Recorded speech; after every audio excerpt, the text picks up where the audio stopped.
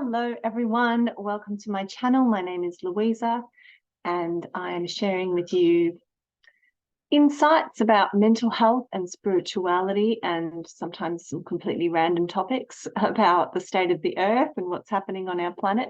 But today I really want to focus on a topic that it's going to be the theme of my 2024, which will be psychosis.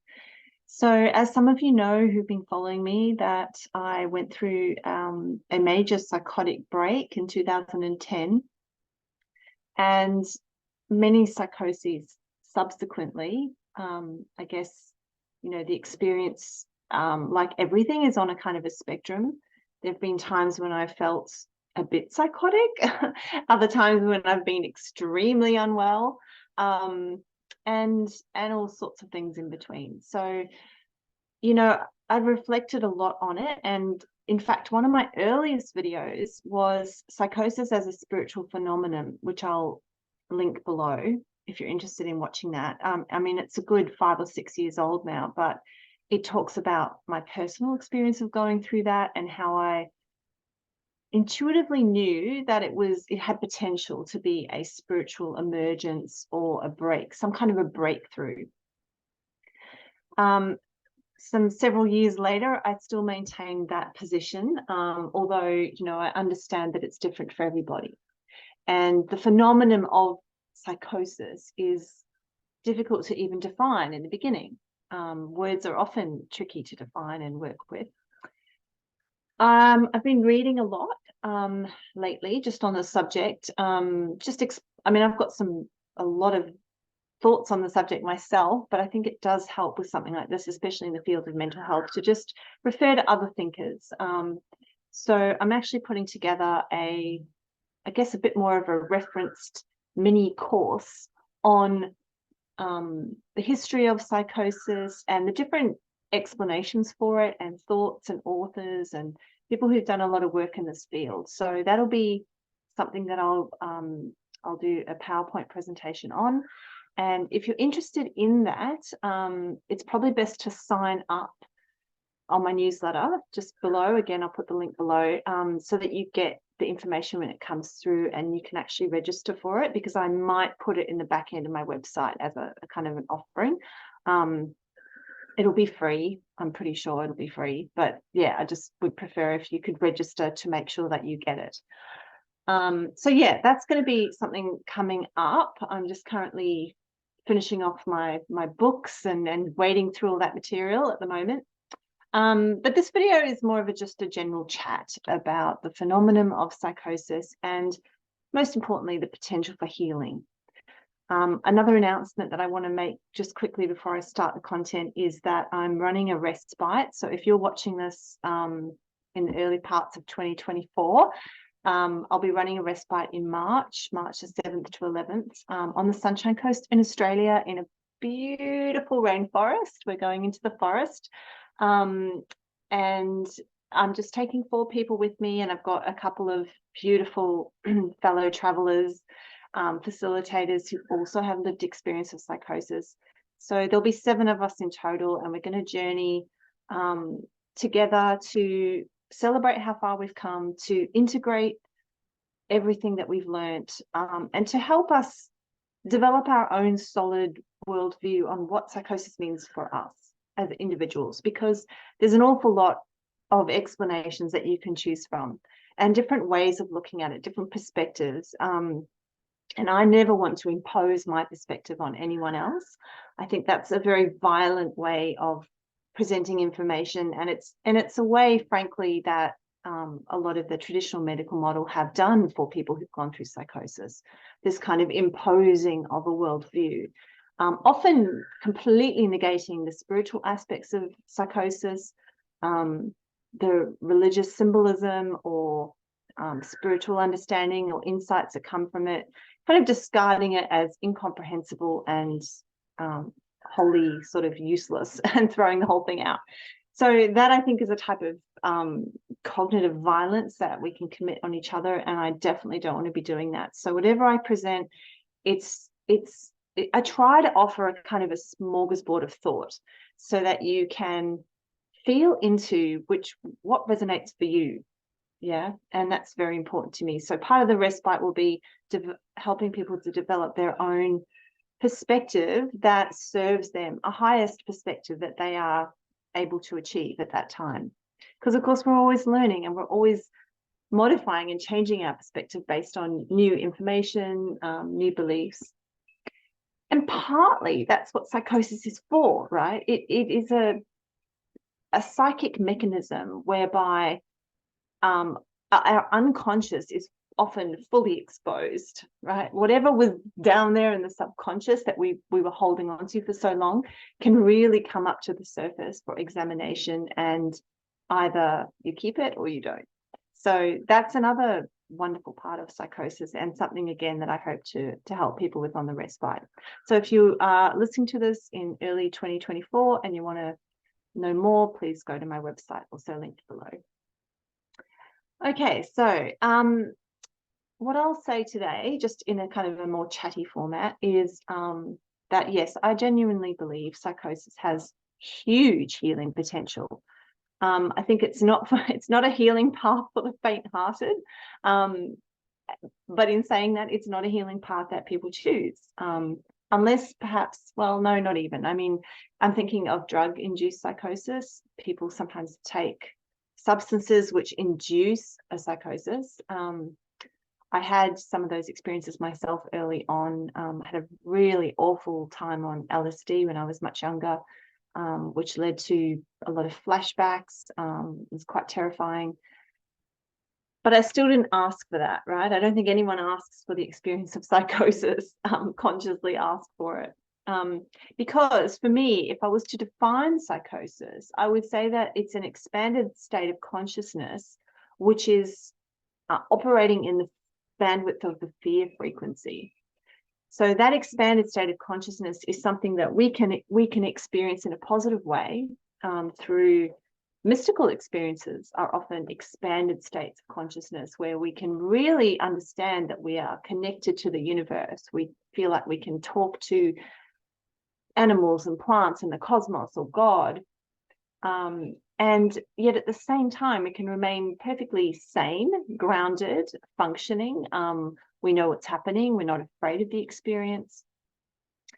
That is what I would call a mystical, non-ordinary state of consciousness. So, or an expanded state of consciousness, where we just become aware of a lot more. You can have those states of consciousness also on certain drugs, like many plant medicines will give you that. But huge caveat around that, which I'll just park for a moment and I'll talk about towards the end of this, my opinion on that one. What I was saying was that psychosis tends to have that expanded state of consciousness, but it also comes with a lot of fear. And it's a mental fear. It's the mind's capacity to create stories about what the information that we're receiving. So, for example, you can have a mystical state of consciousness and believe that you are connected to the whole universe in a really beautiful and powerful and benevolent way. You can have that same belief system when you're going to psychosis or awareness of being connected to all, but you interpret it as a threat. It seems very threatening to you. You might have a storyline about, say, being watched by people. I know I certainly went through that in psychosis, that something out there was monitoring me and watching me, and that sort of sense of being under a microscope or a magnifying glass, very, very unnerving. Or maybe you're being watched by other beings, or, there's all sorts of what psychiatry would call paranoid delusions that can come with psychosis. Now, that part of it, that's a story. That's the story that your mind is telling you, which is most likely, in fact, I can say definitely, will be a distortion of truth because it's operating in fear frequency. So anything that is operating from fear is a distortion. There's always truth in it. I'm not saying that there isn't, which is what we're going to go back to in a minute. but it's a story that's taken hold and is generating more fear. And that story, we hook into that story and we believe that as fact.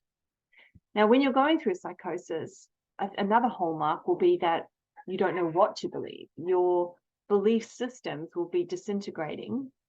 I would go so far as to say your ego is disintegrating. That's like the ego is like the personality construct of who you are. This sense of I am Louisa can be completely disintegrating, because that ego construct is based on a whole lot of past conditioning, programming, and beliefs that you carry about the world. So when those fall apart, we can be left with this extremely disturbing sense that we don't know who we are and we have no idea what to believe in.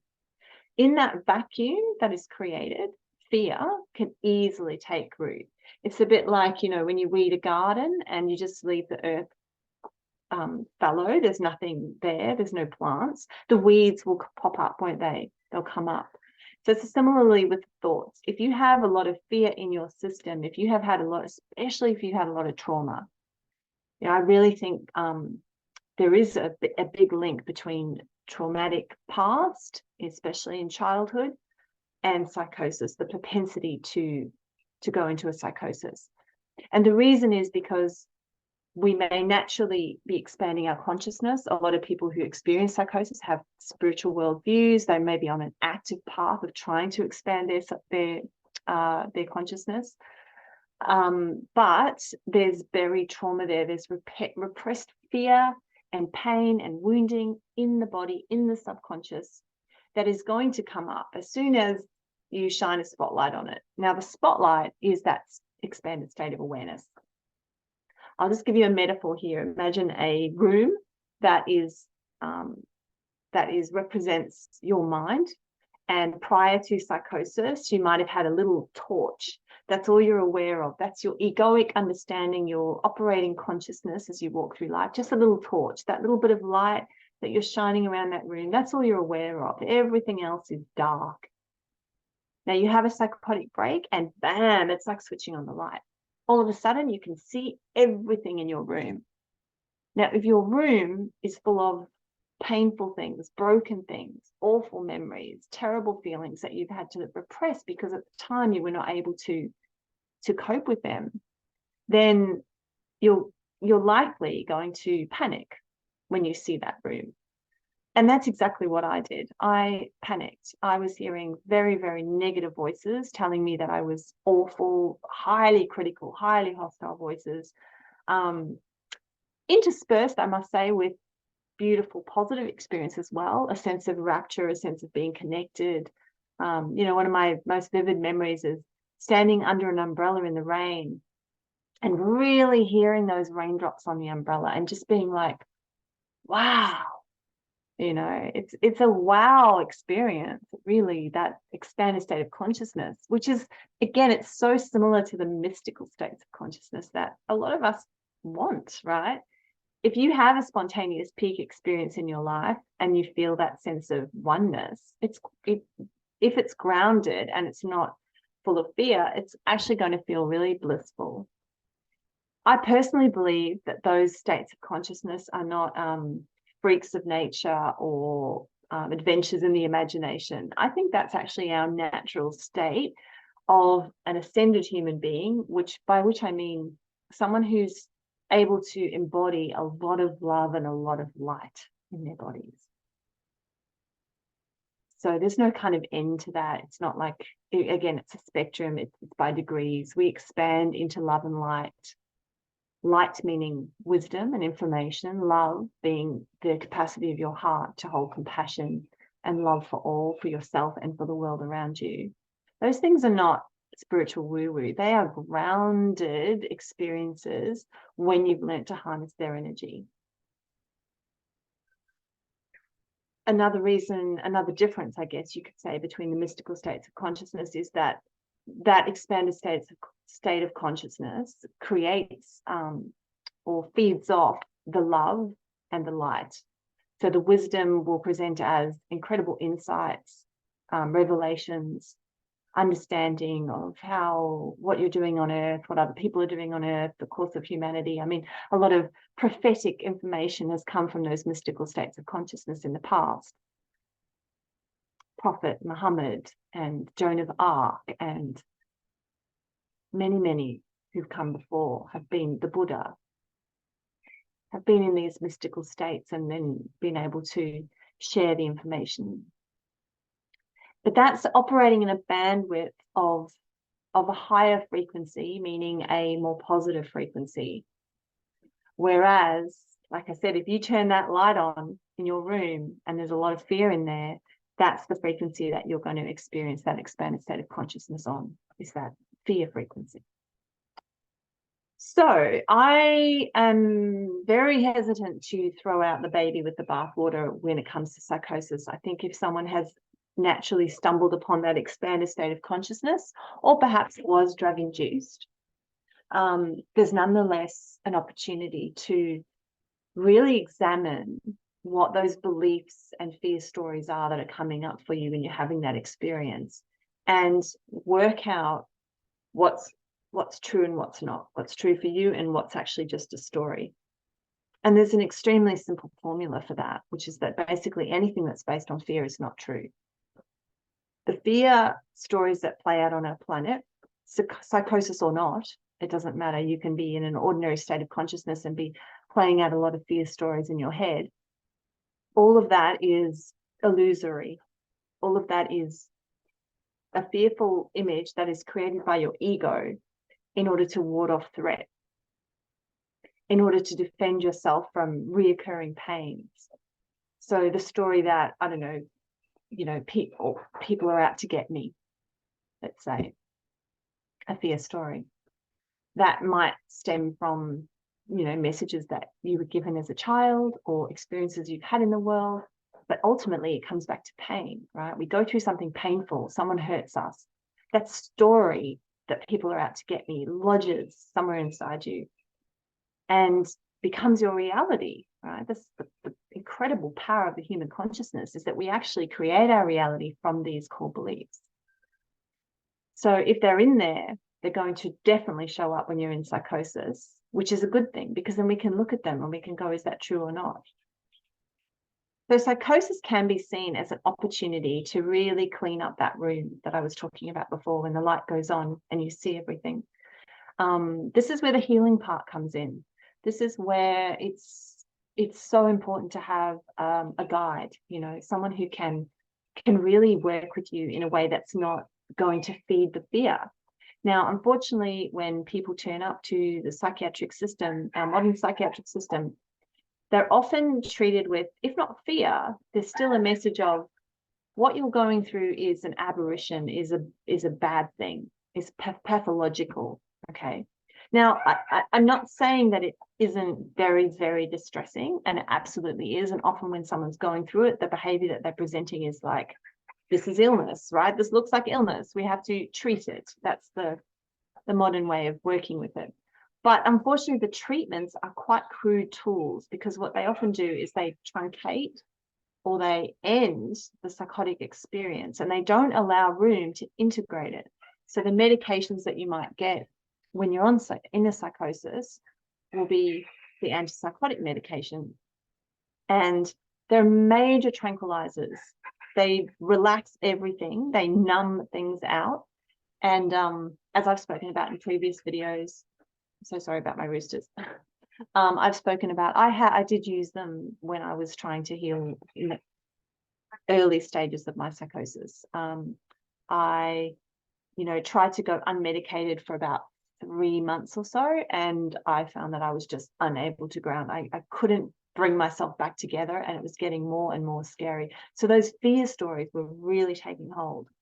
So eventually I was kind of like waving my surrender flag, my white truth flag, walked into hospital and got big doses of antipsychotic medication. So from my perspective at the time, it helped. It brought me kind of back together. I felt like myself again, and then I could begin to do the healing work. So yeah, I'm absolutely not against those kinds of medications. I think if I had maybe been able to treat it unmedicated with the right guides, I would have preferred that. But, you know, in our Western world, it's hard to find those kinds of places that can really work with someone in an acute psychotic experience. So yeah, I certainly wasn't able to do it, and not an awful lot has changed since 2010. So so yeah, I feel like the medications may well have a place to bring people back into that grounded state, that stable state. But as I mentioned before, they can be a crude tool because they truncate the experience, they stop it in its tracks. And unless you're willing, like I was, to revisit it, to go back and have a look.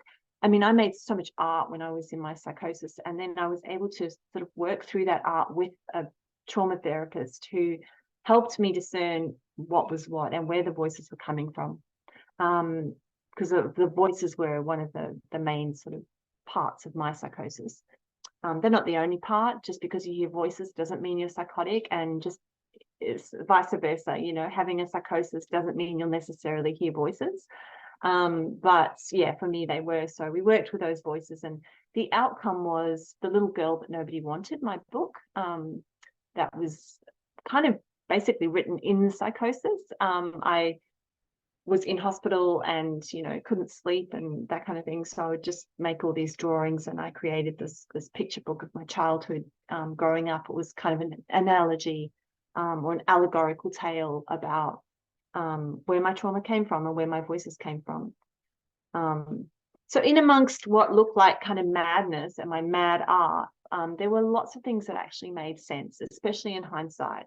And that's where I kind of position myself as a practitioner now in that gap, you know, where psychiatry might be able to offer the medicines and the hospitalization and that kind of sanctuary for acute need, but the integration, the working through what actually happened to you, that's where I feel that I can help people, and also where, you know, many people like me are popping up on the planet now, because so many of us are seeking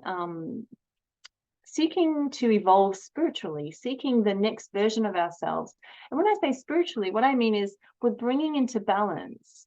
We've been in the planet, in the Western society anyway, in a state of like very focused on the mental. You know, everything's mental, logical. We have to prove it. We have to see it before we can prove it, that kind of thing. But intuitively, us human beings, we understand that there's more. We understand that there's subtle realms and subtle energy, and most of us have had some kind of, you know, esoteric experience, whether it's through a dream or a psychic knowing, or, you know, a peak spiritual experience that was spontaneous. So we know that, and when we talk about these experiences, I like to call them psycho-spiritual distress or psycho-spiritual crisis, which is not my term. You know, some of the writers that talk about psychosis use this term because usually it is linked to spirit. You know, it is it's an innate seeking of spirit. So my role is to help people to embrace and come to terms with that spiritual activation without needing to go into a psychosis again. Learning to ground your energy, learning to accept your insights that you received from that experience, and throw out any that weren't useful. You know, really going through it all. What did it all mean? Where did it all come from? Reframing it in a positive light, rather than seeing it as like this terrible thing that happened to you that kind of basically means that you're broken, like you're really messed up, you know. that was how I felt when I first got my diagnosis of schizophrenia, which again doesn't have to be linked to, like, not all people who go through psychosis have that diagnosis. There's plenty of diagnoses that include psychosis as part of the presentation. You can have psychosis with depression, you can have psychosis with bipolar, although that tends to be mania. So, and I'll talk about that in just a second as well. Yeah, so I don't want to throw out the valuable things that come with this experience. I really want to help people sift through all the scary things and the distress and the disturbance, and find the gold nuggets, right? Those things that are deeply meaningful.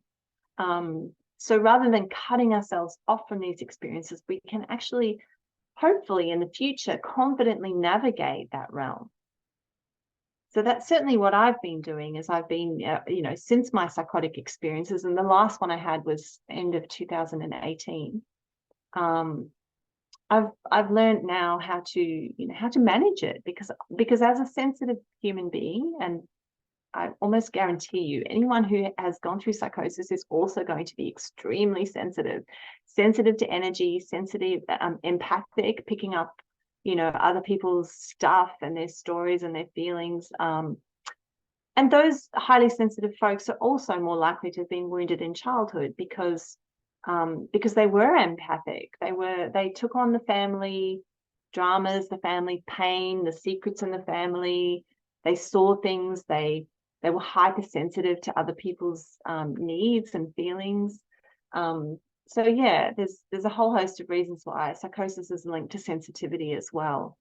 So how do you function as a sensitive being in this world and stay sane, right? This is the question. So I have been learning to do that. I think that people who are sensitive in general, regardless of psychosis or not, need to have an excellent self-care strategies, excellent self-care regime.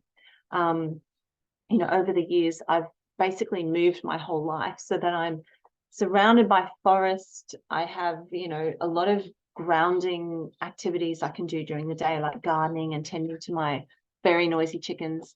Getting into water. I go for a lot of nature walks, a lot of swims in natural water sources. The ocean is wonderful. Walking barefoot. And then my spiritual practices, my daily meditations, my, I guess, energetic hygiene. I made another video on that, so I'll post that below as well. Just so important to be kind of monitoring my energy and knowing, if I'm getting elevated or if I'm going into fear stories, what to do about that, how to bring that into balance, how to take care of myself so I don't need medication, so I don't need hospital. Okay, I will talk about mania just briefly, because I have lumped it in. So my respite is for psychosis, mania, and non-ordinary states of consciousness. I'm trying to invite anyone who's had these expanded states of consciousness, and it doesn't have to be a psychiatric disorder. You're very welcome to join us if you've just had these mystical states of consciousness, but they were a bit disturbing and you want to kind of work out what they mean and how you can utilize them. You're very welcome to. I put mania in there because I believe that mania is similar to psychosis, but in the bliss and love and happiness frequencies, right? It's psychosis is almost like a fall into the fear frequency, whereas mania is rising up into the higher frequencies. But it can be equally ungrounding, disturbing, can come with an ego dissolution, can come with loss of being able to function in your everyday life. And it often involves a horrendous crash. That's the bipolar diagnosis in summary, or manic depressive, which is that, the person goes through this incredible natural high, excessive energy, feelings of rapture, insight, all that kind of stuff, and then absolutely crashes because they can't sustain those frequencies. And often they'll do things that are not, they'll make choices when they're in that state, which are not really grounded, sensible choices.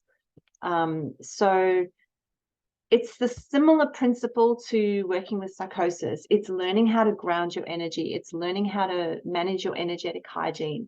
It's learning how to interpret the information that you're getting, and so many spiritual channelers and people who are on a spiritual path in general will have these times in their lives where they get a lot of information. We even have this word in spiritual circles called a download, information coming in from cosmos, coming in from higher self or spirit, which, requires reverence. If that starts to spontaneously happen to me, I just take some days off. I have a little mini retreat and I process the information and I journal and I do all my practices to gain the benefits without becoming ungrounded. So this takes skill and it takes practice and perhaps also some guidance from others, but it is wholly possible.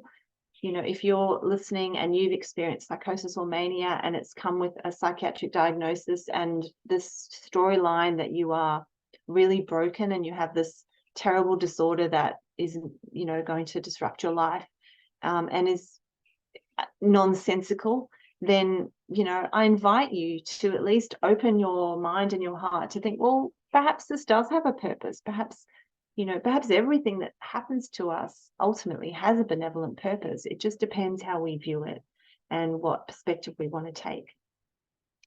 So yeah, coming from the hope perspective, you know, the more positive the perspective is, the more likely it is to be true. You know, I also say that with a caveat, because if we are only, if we're kind of sugarcoating everything and saying, you know, this is just, I'm up here in the heavenly realms interacting with my angels and I don't need the earthly realm and I don't need to go through earthly negativity, then we're not really balanced either. I did make another video. So I've got a lot of links to videos today on that kind of connection between shamanism and ascension. So if those topics interest you, I'll post that as well, because yeah, there's something important about balancing these energies. We're not here on this earth to negate or exile our negative emotions. So with the mania or psychosis for that matter, one of the ways that you can start to heal from these experiences is to truly work on your ability to feel your feelings, to truly feel your feelings. Because if you can safely feel the negative feelings, your sadness, your pain, your guilt, your regret, your shame, your anger, your fear, if you can just allow those feelings to be present in your body, they will naturally release and they won't get kind of clogged up or exiled to the basement of your psyche where they're like not allowed. You know, as soon as we start to put our feelings in a box and try and stuff them away like that, they will exert a pressure on our whole nervous system that eventually needs an outlet. And whether that outlet is drugs and alcohol or overworking or, you know, maybe it's psychosis and mania. It's one way that the psyche has to let the valve out but it's both of those experiences are more like popping a cork. It's like out it all comes. So if you don't want that to happen, the better idea is to just, you know, let the air out, release it slowly. So that's about managing your emotions and learning to feel your feelings. Yeah. So I've done my best to kind of do a bit of a snapshot there for you on my thoughts on psychosis and healing from psychosis. But as I said, I'm going to take a really deep dive with some presentations shortly with slides and references and giving you a snapshot of all the different thoughts on psychosis that I can find and that I think are valuable for people. So please do subscribe to my newsletter so you get those updates. And yeah, I hope to see you very, very soon for those videos. If I don't connect with you in other ways, I'm available for one-on-one mentoring or advice or consultancy wherever you are in the world. I can do it online, so I'm very happy to talk to you if this video has resonated and you require a bit of extra help. But otherwise, there are so many free resources out there, and you know, a lot of my path was about self-help, about reading, about watching videos like this, and you know, finding people around me that really helped support my views and let me grow in the direction I wanted to grow. So on that note, thank you so much for listening, and yeah, I'm sending you lots of love and blessings wherever you are in the world. Namaste.